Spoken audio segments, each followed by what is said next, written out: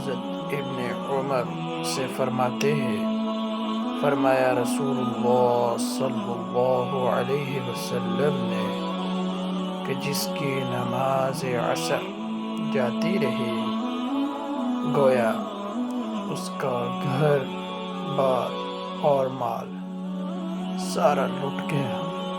सही फरमाया, मुस्लिम।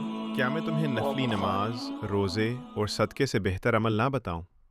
वो है आपस में सुलह कराना। सुनन अबू दाऊद।